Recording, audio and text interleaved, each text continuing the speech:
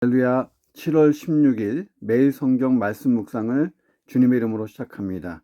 요한계시록 11장 1절부터 13절의 말씀입니다. 또 내게 지팡이 같은 갈대를 주며 말하기를 일어나서 하나님의 성전과 제단과 그 안에서 경배하는 자들을 측량하되 성전 바깥 마당은 측량하지 말고 그냥 두라. 이것은 이방인에게 주었은즉 그들이 거룩한 성을 42달 동안 짓밟으리라. 내가 나의 두 증인에게 권세를 주리니 그들이 굵은 베옷을 입고 1260일을 예언하리라. 그들은 이 땅의 주 앞에 서 있는 두 감람나무와 두 촛대니 만일 누구든지 그들을 해하고자 하면 그들의 입에서 불이 나와서 그들의 원수를 삼켜버릴 것이요 누구든지 그들을 해하고자 하면 반드시 그와 같이 죽임을 당하리라. 그들이 권능을 가지고 하늘을 닫아 그 예언을 하는 날 동안 비가 오지 못하게 하고 또 권능을 가지고 물을 피로 변하게 하고 아무 때든지 원하는 대로 여러 가지 재앙으로 땅을 치리로다. 그들이 그 증언을 마칠 때에 무적행으로부터 올라오는 짐승이 그들과 더불어 전쟁을 일으켜 그들을 이기고 그들을 죽일 터인즉 그들의 시체가 큰 성 길에 있으리니 그 성은 영적으로 하면 소돔이라고도 하고 애굽이라고도 하니 곧 그들의 주께서 십자가에 못 박히신 곳이라. 백성들과 족속과 방언과 나라 중에서 사람들이 그 시체를 사흘 반 동안 보며 무덤에 장사하지 못하게 하리로다. 이 두 선지자가 땅에서 사는 자들을 괴롭게 한 거로 땅에 사는 자들이 그들의 죽음을 즐거워하고 기뻐하며 서로 예물을 보내리라 하더라. 3일 반 후에 하나님께로부터 생기가 그들 속에 들어가매 그들이 발로 일어서니 구경하는 자들이 크게 두려워하더라.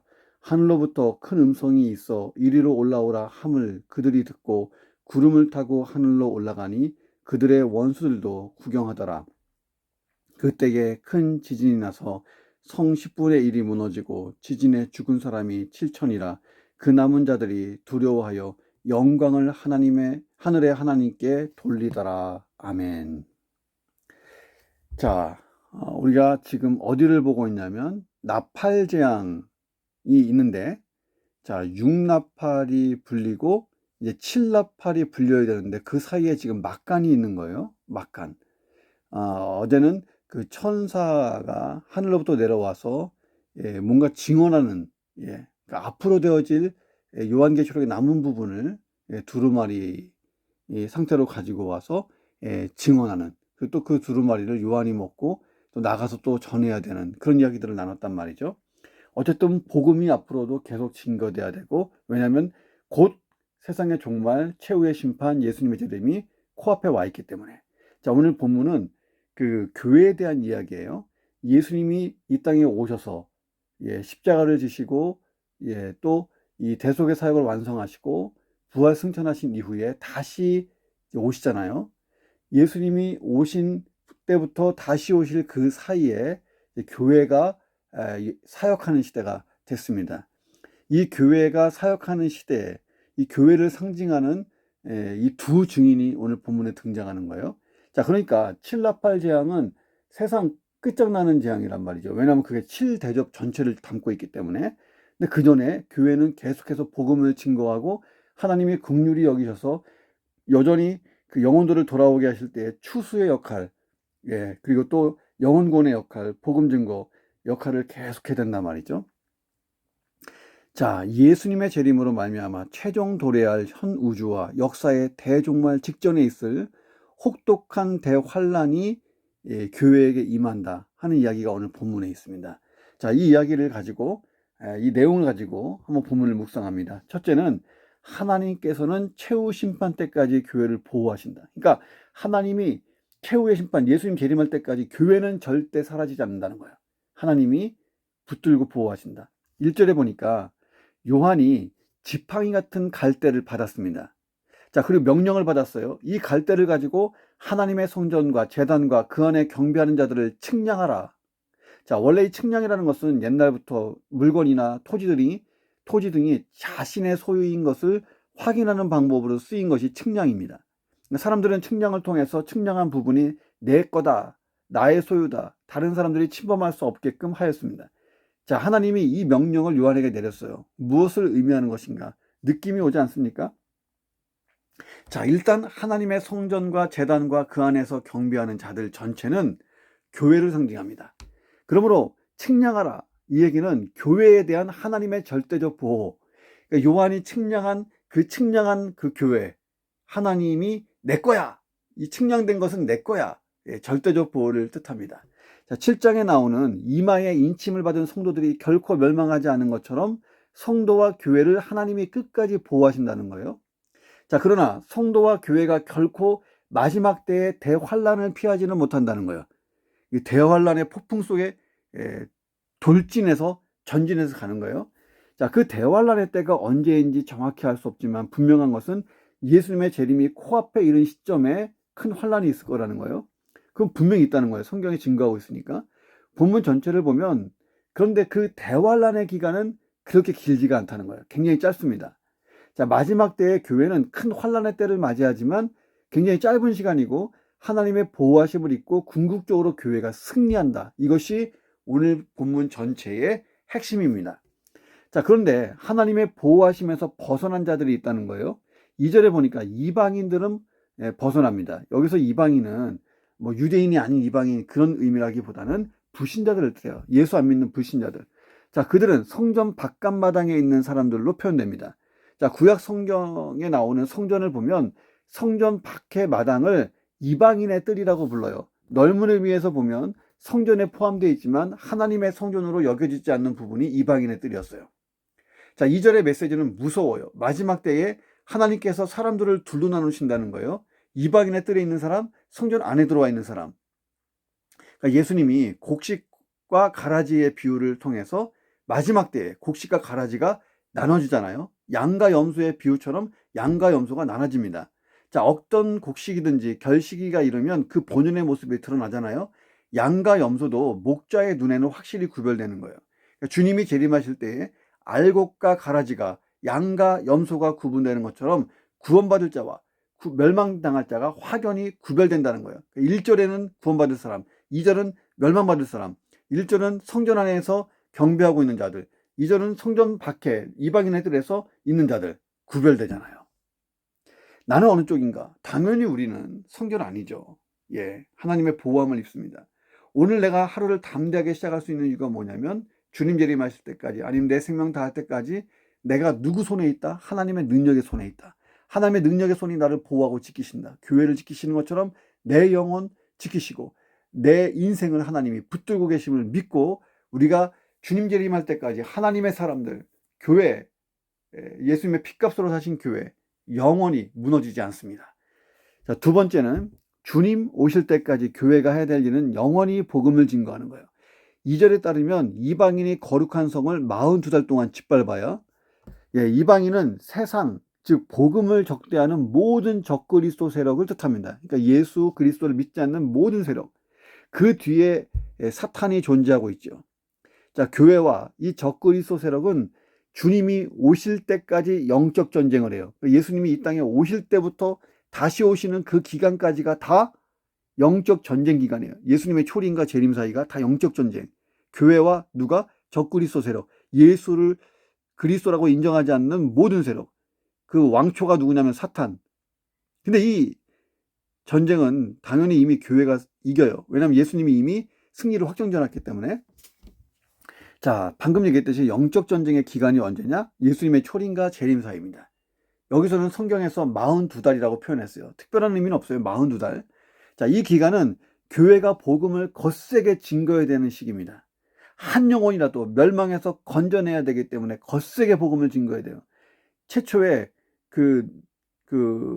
사도행전 1장부터 시작된 교회 시작 때부터 복음이 증거돼서 지금도 증거되고 있고, 주님 오시기 전날까지라도 계속해서 복음은 증거돼야 되는 거예요. 교회의 존재 이유, 이 사명 때문에 존재하는 겁니다. 3절에 보면 그들이 굵은 베옷을 입고 1260일을 예언한다. 1260일은 42달과 똑같은 기간이에요. 그러니까 이 기간은 예수님의 초림과 재림 사이의 기간이에요. 이때 굵은 베옷을 입고 교회가 예언한다는 거예요. 자, 굵은 베옷을 입었다는 것은요, 정말 이 긴박하고 절박한 마음으로 막 전하는 거예요.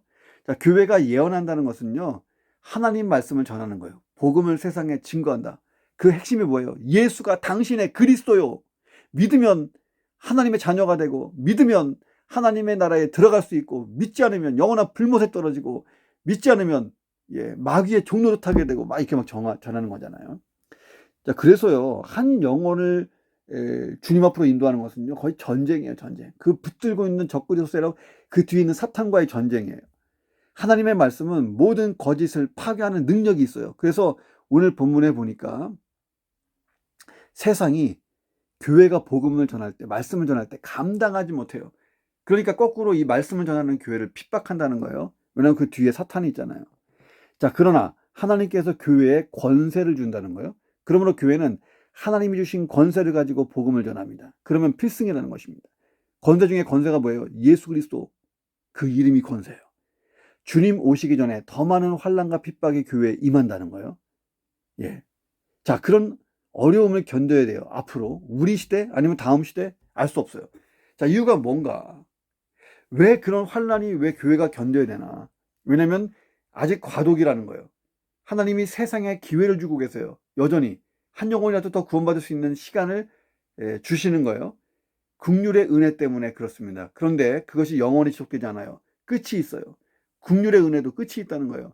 아직은 은혜 받을 만한 때라고 바울이 말한 것처럼 이 기간에 교회는 더 정결하고 견고하게 세워지고, 또 끝까지 내 생명 다하는 날까지, 주님 오시는 날까지 사명제로 남아서 나는 사역을 하고 교회도 사역을 하고 그러는 것입니다. 환난과 핍박이 와도 해야 되는 일이에요.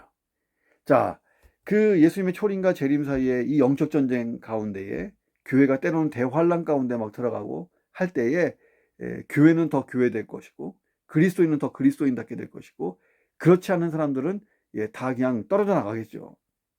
자, 이 기간은 우리에게 상급이고 면류관이 될 수 있는 기간입니다. 어떻게 보면 더 어려운 대환란의 때를 우리가 맞이한다면 기쁨으로 맞이할 필요가 있어요. 왜? 이것이 나의 상급이고 면류관이 되는 거예요. 자, 오히려 이런 시간을 잘 지내면 내게 기회가 아니겠는가. 자, 그런데 중요한 것은 믿음을 잃지 않는 거예요. 그리고 그 믿음을 잃지 않고 예수 그리스도의 그 이름, 권세를 가지고 성령 충만해서 사명 감당하면 다 감당할 만한 능력 하나님 주시고 견딜 만하게 하시고 또 피할 길도 주시고 주의 은혜에 보호 아래 있게 되는 것입니다. 자, 오늘도 그런 하루가 되기를 주의 이름으로 축원합니다. 자, 교회는 하나님의 말씀과 성령의 능력 주심으로 세상을 이겨야 돼요. 세 번째, 교회는 하나님의 말씀, 성령의 능력 주심, 이 두 가지로 세상을 이기는 거예요. 여기 세상은 사탄이 지배하는, 적그리스도 세력이 지배하는 악한 세상을 뜻합니다. 자, 4절에 보니까 두 감람나무와 두 촛대 환상이 나옵니다. 여기서 나오는 두 감람나무와 두 촛대도 교회를 상징해요. 자, 그러므로 본문에 보면 두 증인, 두 감람나무, 두 촛대 모두 교회를 상징하는 거예요. 자, 구약 성경에 보면 어떤 증언이 참되려면 두 명의 증인이 필요해요. 오늘도 요한이 둘로 표현한 거죠. 두 증인, 두 감람나무, 두 촛대. 그러니까 교회로 상징된 이 세 가지가 다 둘로 시작해요. 자, 그리고 두 명이 증인이 되었으니까 이 교회의 증거는 무조건 참이 되는 거예요. 자, 이건 이제 구약적인 표현입니다. 자, 여기서 두 감람나무와 두 촛대, 이 환상은 스가랴서 4장에 보면 1절부터 14절에 보면 그 배경을 가지고 요한이 얘기한 것입니다. 우리가 요한계시록 묵상 끝나면 8월 달부터 스가랴서 공부하게 돼요. 묵상하게 됩니다. 자, 두 감람나무와 두 촛대. 자, 당시의 이스라엘 백성들을 뜻합니다. 자, 그들이 포로에 돌아와서 성전 건축을 하고 있었어요. 그런데 이 성전 건축이 너무 힘든 거예요. 패배주의가 지배하고 있고 성전 건축이 중단됐어요.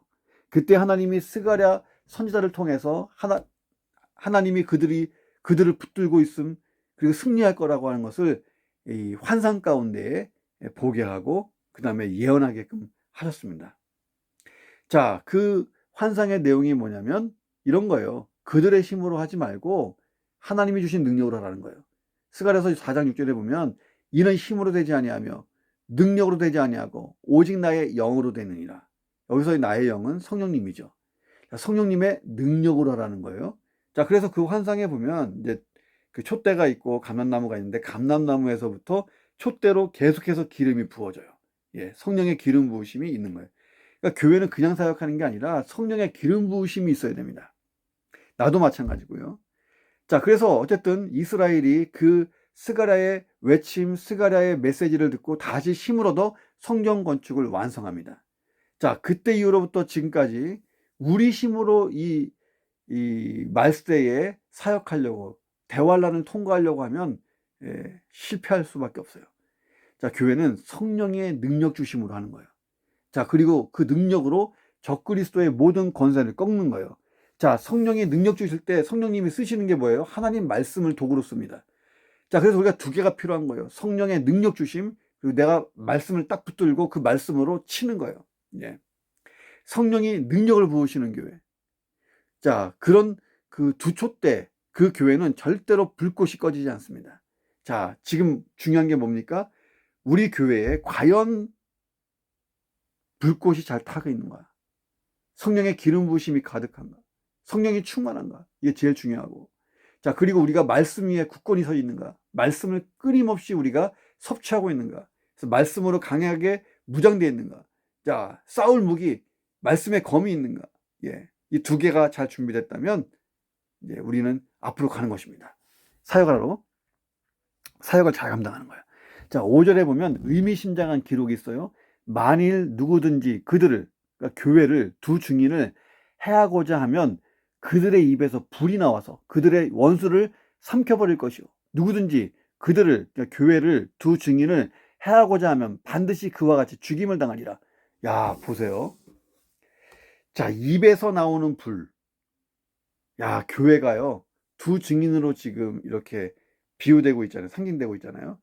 두 증인이 예언을 하는데 입에서 불이 팍팍팍팍 나와요. 상상해 보세요. 자, 입에서 나오는 이 불은요, 말씀의 권세를 뜻합니다. 다 태워버리는 권세. 예.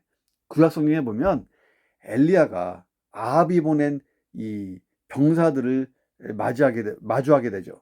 자신을 잡으러 온 아합 군대를 향해서 하늘에서 불이 떨어져 그들을 살을 것을 선포하니까 그대로 됐어요.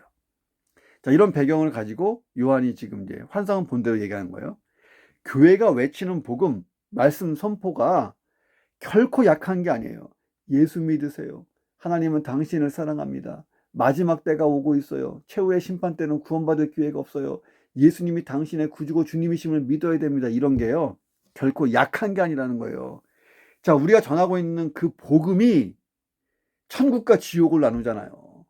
예. 세상을 심판하고 마귀를 불못에 던져버리는 권세가 어디에 있어요? 교회가 가지고 있는 말씀의 권세, 복음을 증거하는 권세 속에 있는 거예요. 최후의 심판의 날에 세상은 교회가 전한 복음을 받지 않는 것 때문에 멸망하는 거예요.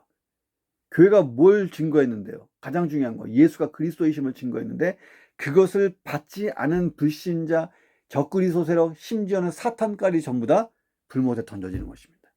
자, 6절에 보니까 그들이 권능을 가지고 하늘을 닫고 그 예언하는 날 동안 비가 오지 못하게도 하고, 또 권능을 가지고 물을 피로 변하게 하고 아무 때든지 원하는 대로 여러 재앙으로 땅을 친다. 야, 하나님이 교회에 주신 권세가 엘리야와 모세 시대에 일어난 그 기적에 비견된다는 거예요. 야, 엘리야가요, 하늘문을 닫고 열었잖아요. 비가 오게도 하고, 예, 안 오게도 하고. 모세 보세요. 예, 물을 피로 변하게 했잖아요. 자, 교회에 주신 권세는 성경에 있는 그런 기적의 내용, 성경에 있는 그런 역사를 재현할 수 있는 그런 권세예요. 예. 자, 그래서 우리가 이 악한 세상에서 승리하려면 두 가지가 있어야 되는 거예요. 성령 충만하고 말씀을 꽉 붙들고 있는 거예요. 자, 이 두 가지가 잘 돼 있다면 오늘도 우리는 승리할 줄로 믿습니다. 자, 네 번째, 교회는 이 사명을 다할 때까지 절대 패배하지 않는다는 거예요. 자, 7절에 보니까 교회가 그 증언을 마칠 때쯤에 무저경에서 올라오는 짐승이 이 교회와 전쟁을 해요. 이 두 증인과. 자, 이 짐승은 뭐냐? 이 짐승은, 무저경에서 튀어나온 이 짐승은 적그리스도 세력이에요. 교회를 반대하는 불신자, 뭐 그 예수를 반대하고 교회를 반대하는 어떤 체계, 사상, 뭐 여러 가지를 다 뜻합니다. 근데 그 뒤에 사탄과 그 악한 영들이 있어요. 사탄과 그 모든 권세들을 다 포함한 적그리스도 세력과 교회가 싸움을 하는 거예요. 예.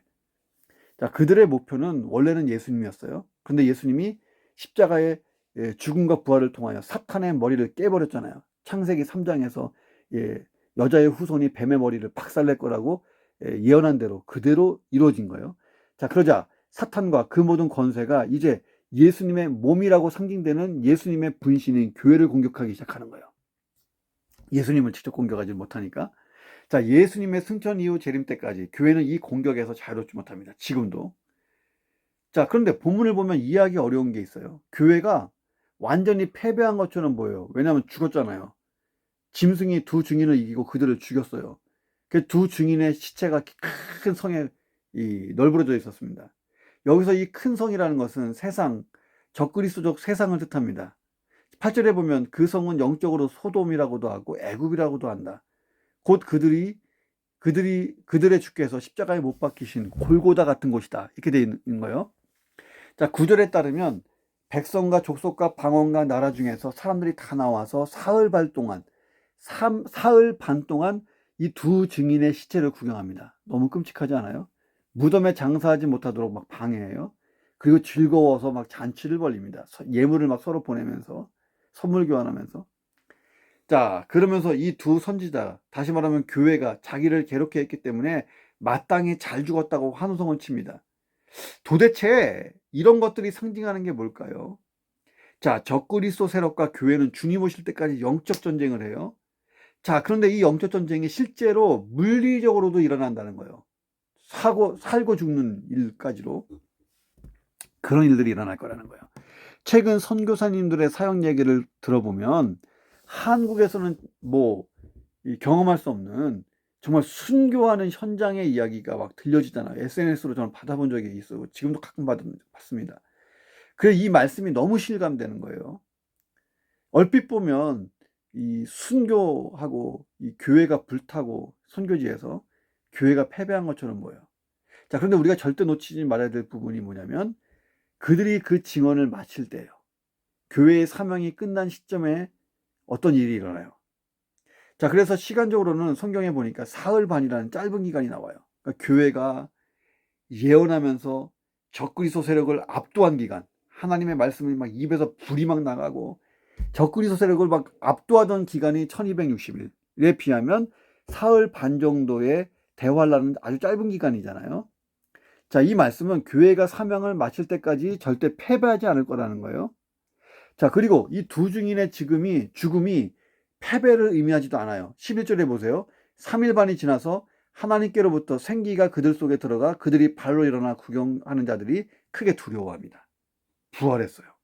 예수님의 부활처럼 교회가 부활을 경험하고 있는 것을 요한이 보았습니다. 더 놀라운 일이 있어요. 두 증인이 하늘로 들림을 받습니다.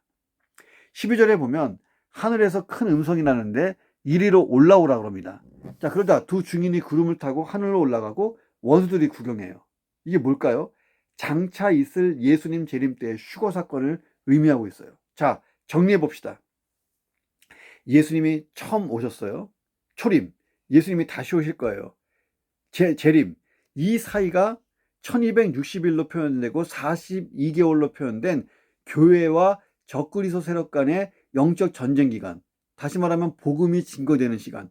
자, 그런데 이 교회가 끝까지 승리합니다. 그래서 적그리스도 세력이 눌려요. 왜? 예수 이름에 권세가 있잖아요. 예수 그리스도라고 막 전파하니까 교회의 그 전파는 약한 게 아니에요. 막 입에서 지금 오늘 보니까 불이 나가잖아요. 자, 그런데 예수님이 재림하는 그 시간이 가까울 때 그 앞에쯤에 대환란의 사건이 일어나는 거예요. 이때는 마치 교회가 패배한 것처럼 보인다는 거예요. 오늘 본문에처럼 죽었잖아요. 순교가 지금도 일어나고 있잖아요. 자, 그렇지만 그 기간이 굉장히 짧아요. 사흘 반. 1260일에 비하면 굉장히 짧잖아요. 자, 근데 그걸로 끝나는 것이 아니라 휴거. 교회가 증언을 마치고 마지막 대환란을 통과하고 난 다음에 더 이상 복음을 증거하지 않고 그냥 하나님께로 올라갑니다. 휴거, 공중재림. 예수님이 재림한 사건 때 공중으로 끌어올려. 예수님이 그랬잖아요. 나를 믿는 자는 죽어도 살 것이고 살아서 나를 믿는 자는 영원히 죽지 아니하리라. 우리 생전에 예수님이 오신다면 우리는 죽음을 보지 않고 그대로 영화로운 몸으로 변하면서 주님을 만날 거예요. 자, 교회의 사명이 끝났을 때 이 모든 일들이 순식간에 일어납니다. 사흘 반 짧잖아요. 자, 13절을 보세요. 그때에 큰 지진이 나고 성 10분의 1이 무너지고 지진에 죽은 사람이 7천이고 남은 자들이 두려워해서 영광을 하나님께 돌리더라. 자, 이 마지막에 예수님이 재림하는 그 타임에 최후의 심판이 벌어지는데 적그리스도 세력에 속한 모든 것들이 두려워 떨어요. 그리고 하나님 하고 인정합니다. 그런데 그때는 늦은 거예요. 그들 모두가 영원히 타는 불못에 던져질 때이기 때문에 돌이킬 수가 없다는 거예요. 성 10분의 1이 무너지고 죽은 사람이 7천이다. 이것은 뭐 특별한 의미는 없고 마지막 날에 있어 최후의 심판이 그만큼 가혹하다 하는 거예요. 지금 우리는 사명의 시대를 살고 있어요. 자, 그런데 그것이 끝나는 날이 온다는 거예요. 더 하고 싶어도 못해요. 전도하고 싶어도 더 전도할 수 없는 타임이 와요.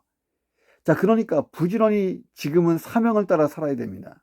그리고 사명이 끝나는 날 더 이상 세상은 우리의 복음을 듣지 못하고 멸망할 거예요. 그 날이 오기 전이라도 우리는 한 영혼을 부지런히 찾아 구원의 길로 인도해야 될 줄로 믿습니다. 기도하겠습니다. 하나님, 최후의 심판 때까지 하나님의 교회를 보존하십니다. 하나님의 능력 안에서 하나님 교회는 계속해서 사역할 것이고 나는 그 교회 안에서 하나님 능력의 말씀 가지고 성령 충만해서 그 사명 잘 감당하는 강건한 하루가 되게 하여 주옵소서. 주님 다시 오실 것입니다. 모두에게 주신 사명, 복음 전도자의 사명입니다. 하나님 한 영혼을 정말로 해산의 수고를 하는 그런 고통 속에서 구원하고 이끌고 하나님 앞으로 예수 그리스도 앞으로 하나님 초청할 수 있도록 역사해 주옵소서. 오늘도 성령 충만함을 입고 말씀으로 잘 무장돼서 이 세상에서 승리하게 하시고 우리의 존재 자체가 하나님의 복음이 되게 하여 주시옵소서. 하나님 사명이 끝나는 날까지 한 영혼을 부지런히 찾기를 원합니다. 하나님 구원의 문이 닫히기 전에 그들을 구원의 길로 인도하게 역사해 주시옵소서. 오늘도 귀한 말씀 주심을 감사하며 존귀하신 예수 그리스도의 이름으로 기도드립니다. 아멘. 오늘도 승리하십시오.